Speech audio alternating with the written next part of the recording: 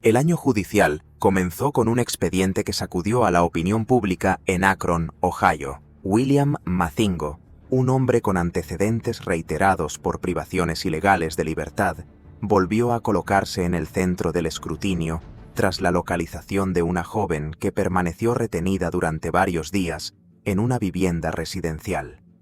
El hallazgo no fue producto de una investigación planificada, sino de la insistencia de vecinos que alertaron a las autoridades al escuchar gritos y notar comportamientos inusuales dentro del inmueble. La víctima, una joven de 23 años, había conocido a Mathingo durante una salida nocturna a finales de 2023.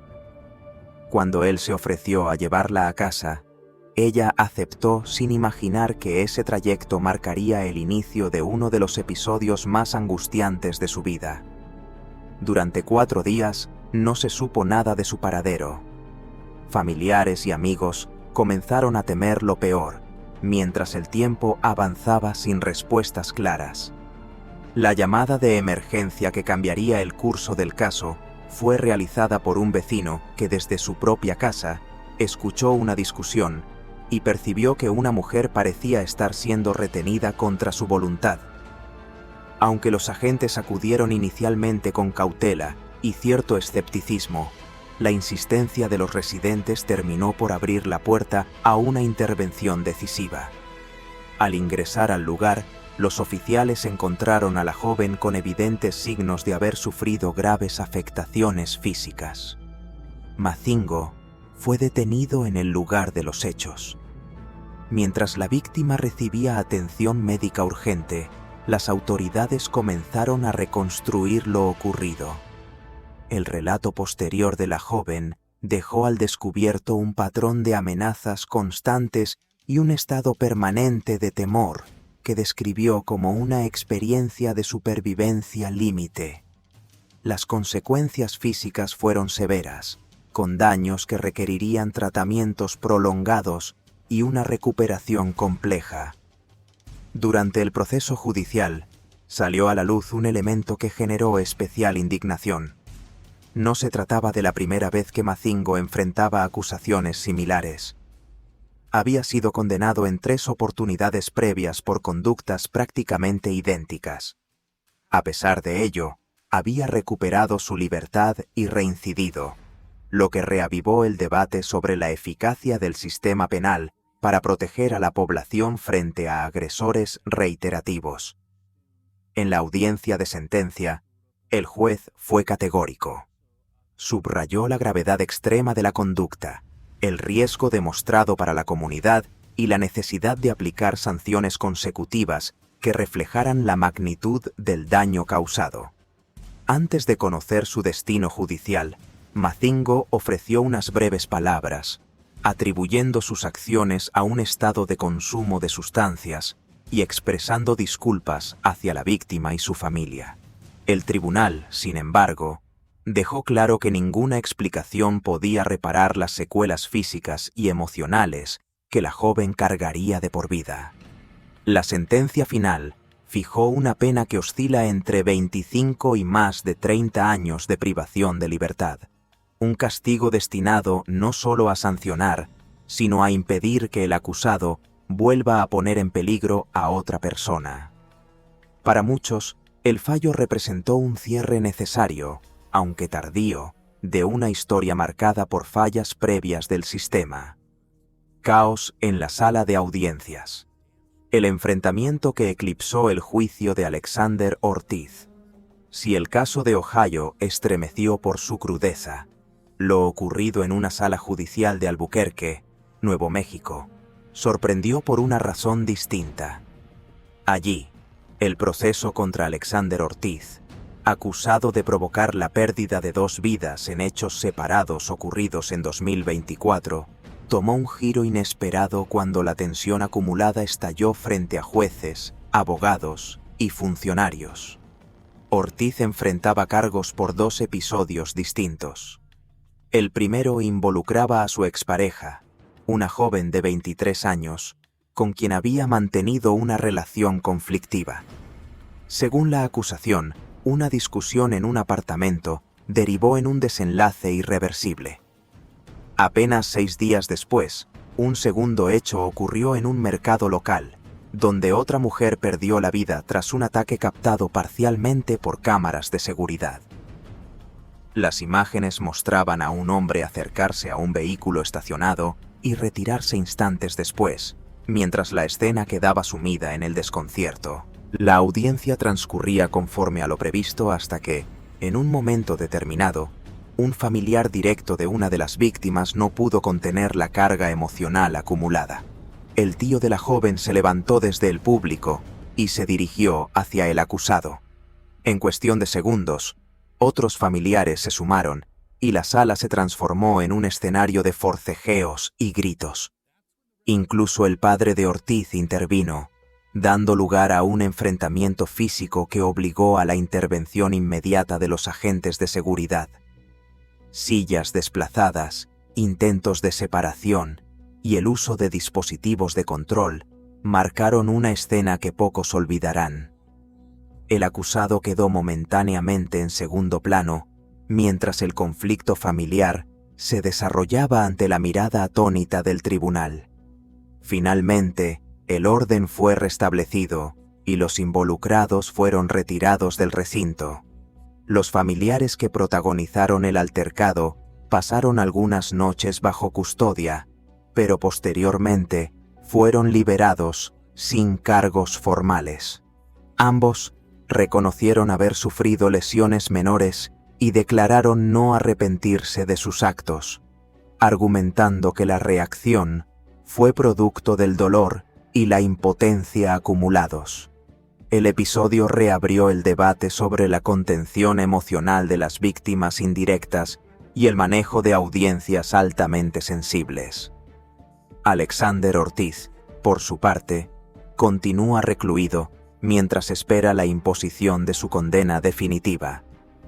El incidente no modificó el curso legal de su proceso, pero sí dejó una marca imborrable en la memoria colectiva.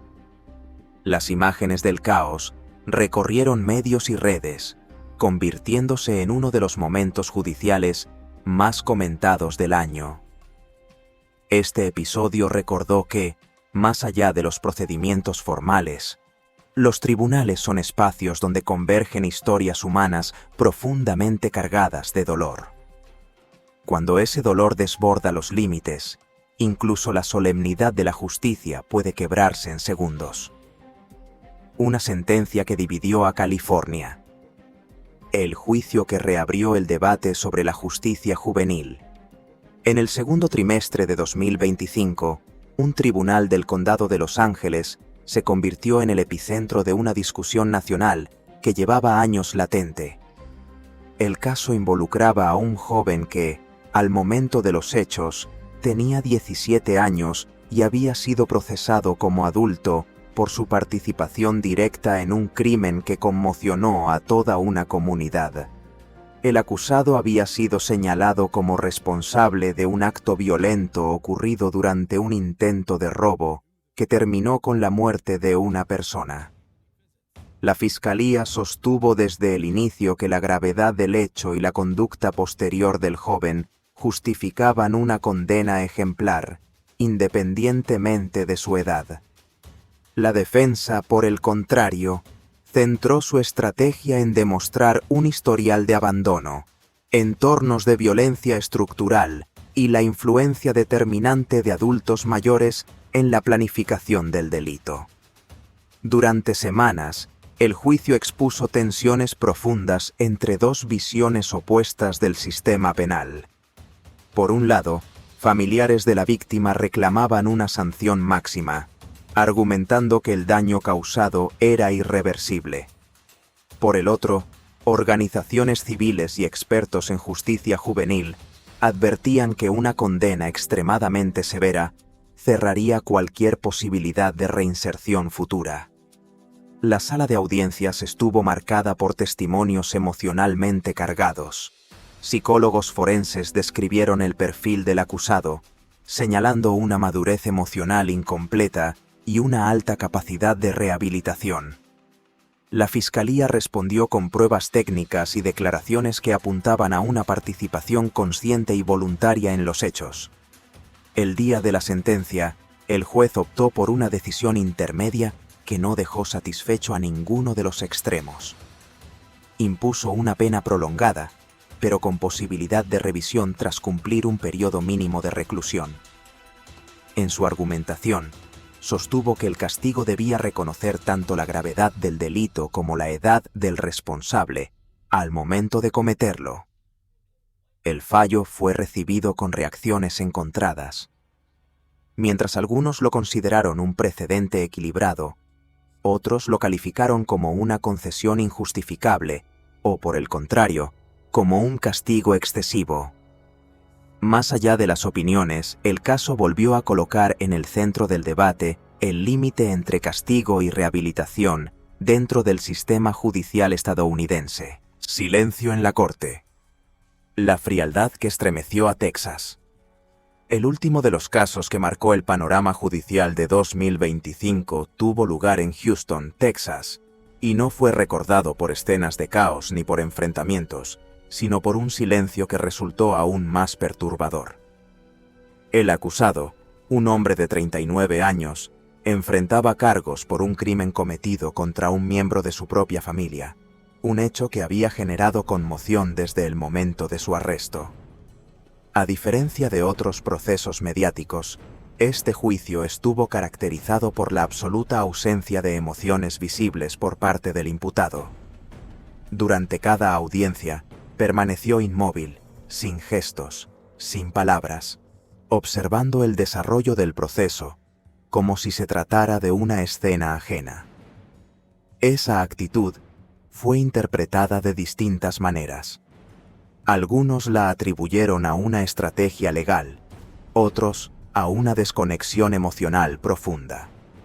La Fiscalía presentó un caso sólido basado en evidencia técnica, registros de comunicación y testimonios de personas cercanas al entorno familiar.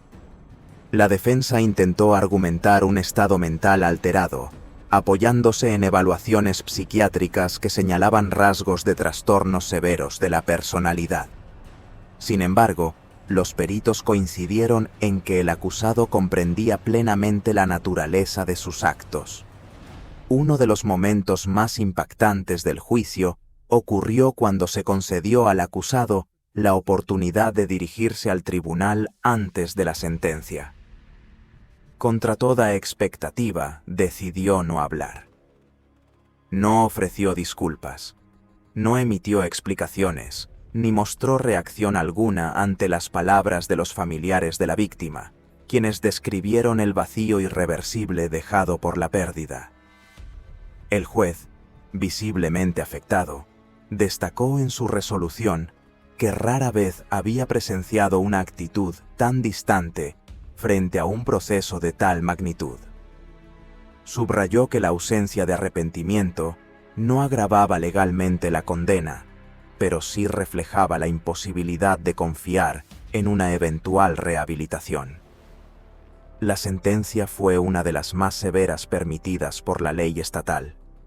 Al finalizar la audiencia, el acusado fue retirado de la sala en completo silencio, mientras los familiares permanecían abrazados, intentando procesar un cierre que nunca sería del todo suficiente. Los momentos judiciales más impactantes de 2025 no solo estuvieron definidos por las sentencias impuestas, sino por lo que revelaron sobre la condición humana, el dolor de las víctimas y los límites del sistema judicial. Cada caso expuso fallas, dilemas éticos y decisiones que continuarán siendo analizadas mucho después de que las salas de audiencia quedaran vacías. Desde reacciones emocionales desbordadas hasta silencios inquietantes, estos procesos recordaron que la justicia no opera en un vacío, sino en medio de historias reales que dejan marcas profundas. Un año después, sus ecos siguen resonando en tribunales, comunidades y debates públicos que aún buscan respuestas.